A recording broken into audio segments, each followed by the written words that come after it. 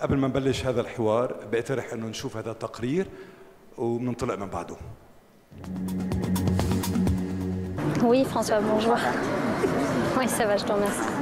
Mai 2012, au bout du fil, François Hollande, le tout nouveau président de la République française. Écoute, c'est un honneur. Merci. Merci de ta confiance. Vous voilà donc ministre à 34 ans seulement. Et là, on pense à une phrase qui vous est chère, celle que vous affichez sur ce réseau social, celle qui a donné son titre à votre livre. La vie a plus d'imagination que toi. Ce sont les mots de votre mère.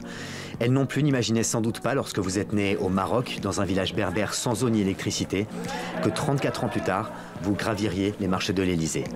Votre carrière politique, vous l'avez entamée dans le sillage de l'ex-maire de Lyon, Gérard Collomb, avant de devenir en 2007 porte-parole de la candidate Ségolène Royal, puis 5 ans plus tard du candidat François Hollande, qui deviendra président. 2012, vous êtes porte-parole du gouvernement et ministre des droits des femmes. L'égalité entre les femmes et les hommes, ça n'est pas la seule affaire du ministère des droits des femmes, c'est l'affaire de tous les ministères, de toutes les administrations. Un jeu de chaises musicales plus tard, vous devenez ministre de l'Éducation. Tout va très vite et tout s'arrête très vite. 2017, le Parti socialiste implose et vous êtes battu aux élections législatives. Allez, à voter. À 39 ans, vous vous retirez de la vie politique.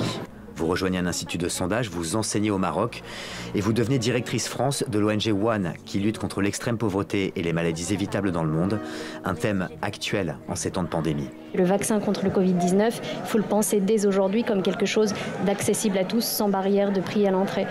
Mais la politique est une drogue dure et vous laissez la porte bien ouverte. Pourquoi pas la région Auvergne-Rhône-Alpes aux prochaines régionales dans quelques mois? Et puis certains de vos proches vous prédisent un destin national, comme pour celui qui était votre collègue au gouvernement, qui est né presque en même temps que vous, qui a grandi à quelques kilomètres de vous, à Amiens, Emmanuel Macron. Vous étiez dans un quartier populaire, lui dans un quartier bourgeois, mais il est vrai que la vie, parfois, a un peu d'imagination.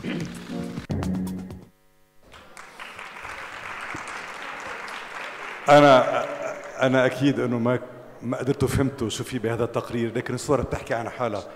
الصور عم تروي قصة مواطنة فرنسية من أصول عربية دخلت عالم السياسة وأصبحت وزيرة بعمر 34 سنة، وكانت وزيرة حقوق الإنسان. شغلة منا بسيطة بزمن بعتقد إنه مشكلة الهجرة هي أكبر مشكلة عم نعاني منها اليوم. فرضت نفسها وقررت هي بعد 5 سنوات، أنا بعد خسارتها بالانتخابات النيابية، أن تتنحى عن عالم السياسة وتخوض غمار آخر اللي هو غمار الخدمات الإنسانية، وأصبح عالمها هو عالم العطاء من خلال جمعية وان كامبين يلي أسسها بونو. عم تسمعوني؟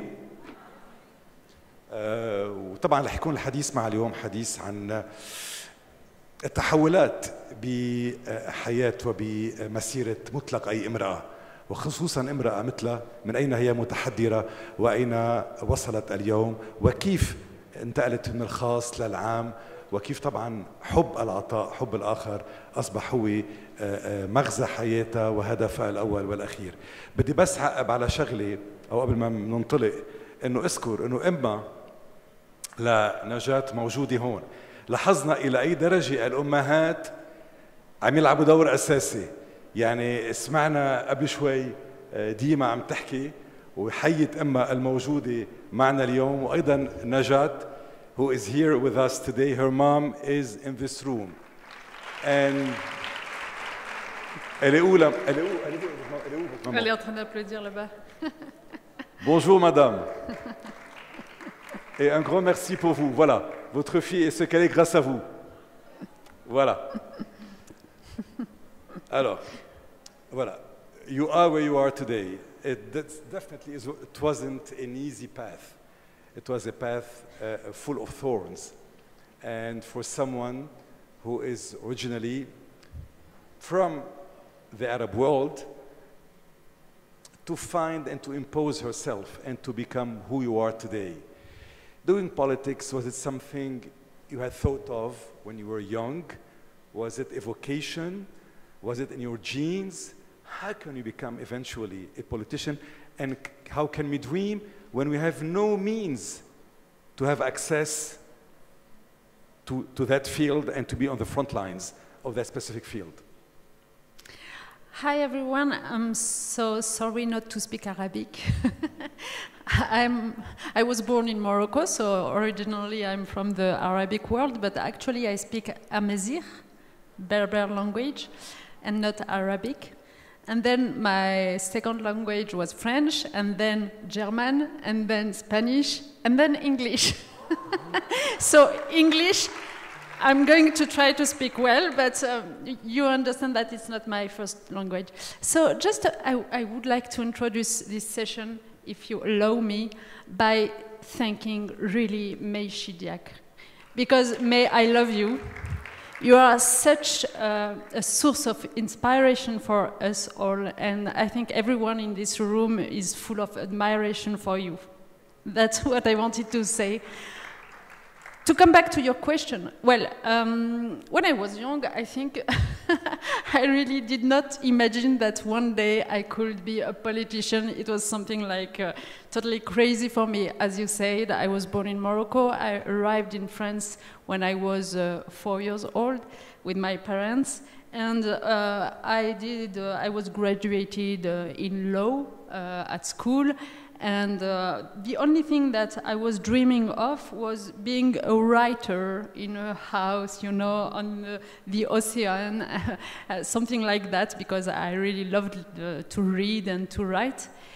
But after that, you know, politics is about something else than really a vocation or, you know, or what you have been learning at school and so on. Politics, the only question you should ask yourself when it comes to politics is not, did I dream of being president since the age of 13?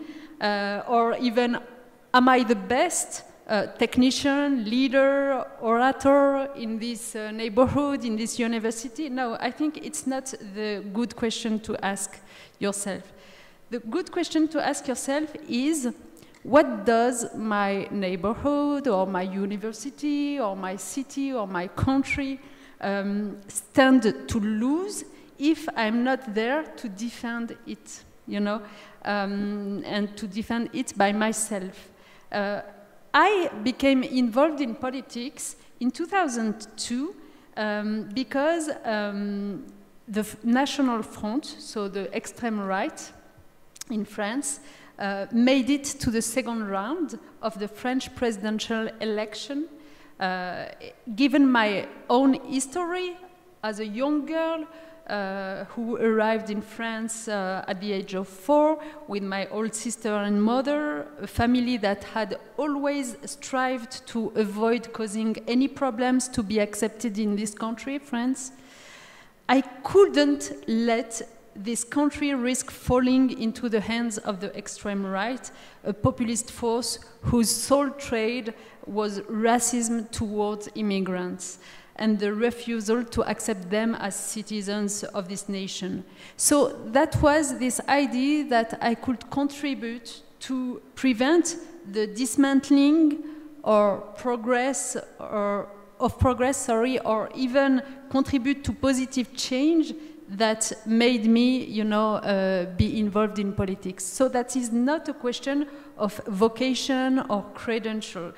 Why do I say that? Because I have an advice for you, which is that if you ever feel that click within yourself, you know, you have to go and to be vocal. It can be in politics, it can be in NGOs, but if you feel this click that tells you that if you don't act now, something will disappear that is very important for you in your community, then you should be involved. Najat, you reminded me of a Lebanese novelist, a female, a Lebanese lady, Venus Hourigata. Venus Hourigata is now, I believe, 85 years old. She's still alive. She lives in Paris, and she had embraced fame all over, and her books were translated into more than 20 languages. And the moment she went once to New York and she saw her books on the vitrine of Barnes & Nobles, she told herself, come on, you're a little girl coming from Sharri, a small village in Lebanon. You used to play bare feet, and now your books are in New York and sold at Barnes and Nobles. Wake up, girl, this is reality. And she had made it. So, you know, sometimes, you know, you wake up nighttime and you wonder, am I dreaming or am I living reality? So do you think your life was a twist of fate, a stroke of luck, or hard work? Or all together? I think it was all together, you know. Because it's a mix of, you know, you have to work. Because there are so many prejudices and stereotypes against people who are different. And I was different, you know. The first time I was elected, you know, people were like, oh, she's too young, she's too, too foreign, too Muslim, too something to be really elected as the others. And because they had this kind of prejudices against me, I felt that I had to work twice more than the others, you know. So I did a lot of efforts to show them that, you know, I was worthing it. So it's a part of work, but it's also a part of chance because, you know, so many things depend on the the meetings that you have, les rencontres que vous faites, encounters that you do. The fact that on your way you will find, you know, someone who is going to inspire you, to help you, to give you some advices. That's why, you know, today, as an adult, because I am an adult now, I spend a lot of hours, you know, in my life, sharing experiences with students and so on, because it's very important to understand the codes of all of this world of politics and to help them, you know, better design how they could find their place and play most their role. importantly, help them to dream. This is what life is about, to dream. Dream is very important. The RJ co-pilot just said that her mom nurtured her since her childhood, and she used to repeat to her that you are half of the world. This is what she just said. Was your mom doing the same? Was she, you know, when feeding you with values while encouraging you to become the woman you are today, did she ever tell you, you are half of the world and you will become one day someone important, my little girl? Or it has never happened? I think what my mom told me a lot when I was younger, and which was very important for me, two things. The first thing is that she showed me how important it was for a woman to be independent, you know, not to depend on someone else, you know, financially talking and so on and so on. She would have loved to study, and she didn't, because, you know, in Morocco at this time, you know, you were married very young, and then you did not have the opportunity to study. So for her, it was very important that her children just succeed at school. And the second thing is that she was constantly telling me, you know, life has more imagination than you do. And that's why, as you saw on the screen, I wrote a book a few years ago, and the title of the book is Life Has More Imagination Than You Can Have. Because it's so true, but you need someone to tell you that. You need someone to tell you that, for instance, when you fail on something, sometimes you fail, I have been failing on some things, it's a door that closes, but this closed door allows the other doors to open. Because if these doors had been opened, the others would have closed. So that's very important to understand that things are never finished, really. You have other opportunities to find ways. While writing your autobiography and the title you've given to your book, the word imagination, does it pertain to the dreams you had, to the mirage that never occurred, to what lies ahead? To what is imagination for you? Is it something that is concrete? Is it something you can really accomplish? Is it something tangible? Or is it something flew in the air? I think imagination is about creativity, which means that I feel that we are, you know, all of us are not artists, but we can all live our life as if we were artists, in a sense that, you know, we are here to create something, you know, and we should use every path, even every failure, to create something exactly the same way that artists do. You know, I guess that the artists that you prefer are artists that have failed, and then because they have failed, you know, there is light inside them because they have learned things from these bad experiences, and there is such an intensity of emotion and so on and so on. So I would say it's not failure; it is fall. You yeah, know, fall. We encounter falls. Exactly. Failure, you know, is a big failure. The Okay, life failure. falls, Yeah. falls. Okay. Yeah, we all have falls, But of course. We learn from them. Exactly. And inside the falls, the light is passing. You understand what I mean? Okay. So I would say that as the artist, our life is made to be reinvented every day. So having imagination means that whatever happens in your life, you should have some drivers that make you imagine something else, start again something else, and so on. And that requires self-confidence. Well, Self-confidence, you know, is a crucial issue, and this is something we build up throughout the years and with experiences. Yeah. And because of those falls, and because of the successes as well, you are someone self-confident, and this is something we can see when you look at your pictures. You know, we see you present. You know how to impact. You know how to impose yourself. You know, I've discovered you a long time ago, 20 years ago, okay, and I've always noted that. How did you build up this self-confidence, and is it easy to maintain it? Well, actually, self-confidence is such an important topic, I think, especially for the women, because we lack of this self-confidence. So it was not easy for me, you know, in France, because, you know, the field of politics, usually you find people with privileged backgrounds, you know, people who have been, you know, in a rich families, or who have a high cultural capital and so on. So when you don't exactly have this kind of capital, you lack of this self-confidence, and you have actually to learn how to acquire it. And what's very interesting for me, and that's the kind of tricks that I love to share, is that you can really learn how to acquire self-confidence. For instance, you know, when I started as a politician, I was like afraid that I could not find the good words, not be as eloquent as I would like to be, and so on and so on. I was a spokesperson. I was a spokesperson for the presidential candidate, Ségolène Royal, and then François Hollande, and then spokesperson for the government. So it was very important for me to know how to speak in the media, in the big meetings, and so on. And I found that actually I didn't have the right words during the day, but I found the right words during the night when I was sleeping, you know. I was like, do you know this kind of sensation? Okay. Because I was like, oh, I should have said this and this and this.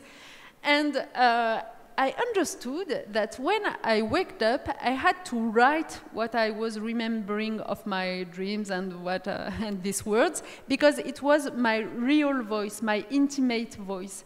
And by writing this kind of expressions, words, and so on, I allowed my intimate voice to come back and to be with me, you know, and you know, to be my voice, you know, not to be like a perroquet. What was the most difficult and intimidating moment you went through, Najat? Oh, wow.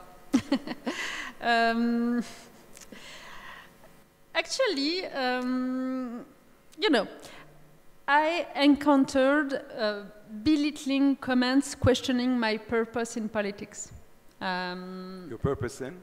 In politics. Okay. I encountered attempts to confine me to narrow categories and the accusation of incompetence or illegitimacy and so on and so on.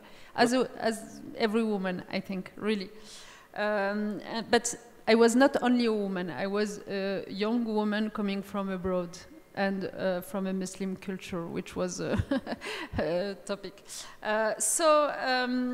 Well, the important thing for me was to understand that it's because of this kind of differences that I was attacked. But I have faced a lot of attacks. You know, if you remember well, I faced irrational hatred, baseless rumors about my intentions, my reforms as a Minister for Women's Rights, but also as a Minister for Education. You have to remember that it was the first time that a woman was Minister for Education. Before that, it was only men who were Minister for Education. So a lot of attacks. I have been, for instance, portrayed like an Ayatollah, a pink Khmer, a troublemaker in some newspaper from far right, from extreme right. But, you know... good publicity. Yeah, and not a single debate concerning me escaped some degree of fantasy around the idea that I was there to Islamize France. Islamized? To Islamize France. Islamize France, okay. Yeah. Wait. You know, so my journey was not really easy, but I learned a lot of things during this fight. Okay. Najat, you're French. France has a diverse society with multicultural diversity and backgrounds. How can the government strike a balance between fostering integration and preserving cultural identities? Well, I think it's a question of balance, as you say, of nuance, because, you know, I am struck, je suis frappée par. Strike? What strikes me? What strikes me? Okay. What strikes me is the fact that, you know, in so many societies, the politicians just want to polarize society, you know. You don't need to polarize society. The society is enough polarized by itself, you know, and as a politician, you should try to find the good tools and ways to depolarize society. And depolarize society means to find the ways to include people, you know, the ways for people to meet each other, to encounter each other, you know, and not to live in separate bubbles. And to answer your question, I think it's important to tell people that when they are living in a country, even if coming from abroad, there are rules to, you know, to respect and so on, and the way we live, and what is important in terms of institution and rules and culture and so on. But at the same time, keeping, for instance, your original language, having the capacity for your children to learn it, knowing, you know, what is your original country and so on. It is so important for people to feel well. It's only a question of feeling well, you know, knowing, as one of our artists said it in France, Jamel Debbouze, you know, he said, I'm originally from Algeria and I grew up in France. For me, Algeria is my mother and France is my father. And it's true that when you are mixed, when you have a mixed culture, you know, it's so uncomfortable to feel that you have to choose between those two cultures. And I think that politicians should not force you to choose. They should imagine, it's a question of imagine, ways of mixing everything that is diversity of the society. My question is, when you're in France, do you feel you are French totally? And when you're in Morocco, do you feel that you're Moroccan? Or, I don't know, you feel that you are a citizen of the world, and whether you are here and here, you are the same person? I don't know. I feel I'm Jordan in Amman. No. a world citizen. No, I think, yeah, people recognize me in the streets. Actually, no, people do not bully me. I just want to, to precise something. I was talking when I was telling you about all the fights that I had when I was a politician and so on. I was talking about the far right. You know, I am not talking about everyone in France. Actually, I have to say that people in France liked me a lot. A lot of them liked me a lot, so I was really lucky. So they like you more when you're out of politics. That's true. Yeah. This is always the case. True. This is always the case. It's always the case. Ask May. Is it always the case here in Lebanon too? Yeah. So I have not been bullied. How do you feel yourself? I Your feel identity. I am more French, to be frank, because that's the country where I've been living, you know, since I was 4 years old. That's my language. That's the culture I'm living in. That's the country where my own children are born, and so on and so on. But I have like affection. A kind of affection for Morocco because it's the country of my ancestors, you know, the country of my family. When I see that, you know, the law is changing, for instance, there is the family law, the Mudawana, you know, about women's rights and so on. When it is positively evolving, I'm so proud, I'm so happy, and when there are troubles, I am, you know, worried, and so on and so on. So, I'm both. Labas aleki. Labas aleki. Great. So, I believe now I'm going to open the floor, to give the floor to the audience. If they have any question to raise or to ask, please. We need microphones.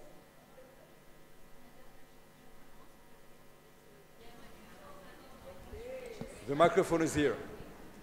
Pas de français? Pas de français, okay. In English. Welcome to Jordan. I, and I'm sure all the ladies here, are very proud of what you have achieved. I have a little funny question. Okay, about 10 years ago, we all got these small pictures of a young girl who, as a shepherd, and they're saying this young girl is now the Minister of Education in France. And are these real? And actually, I showed it to my own daughter and told her, look what determination does. Look, when somebody wants to attain something in life, this is the biggest example. Thank you so much. And what has your girl become?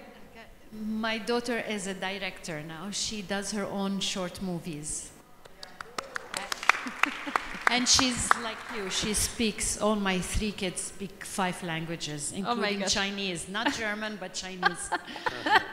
Wow, congratulations. Thank you.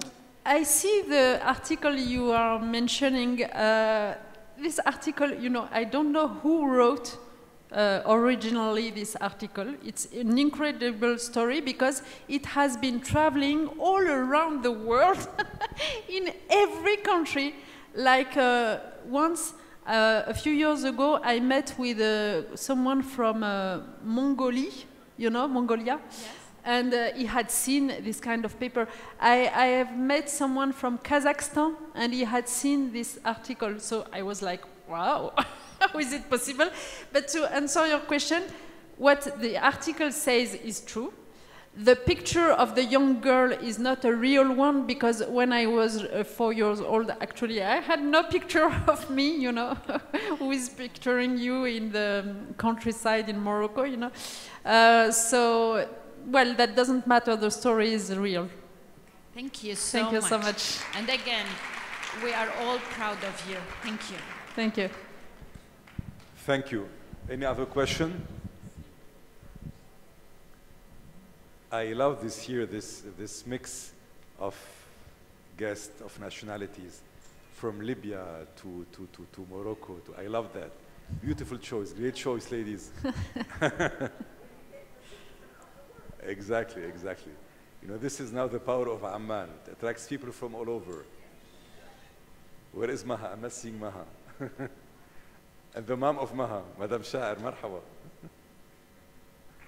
No question?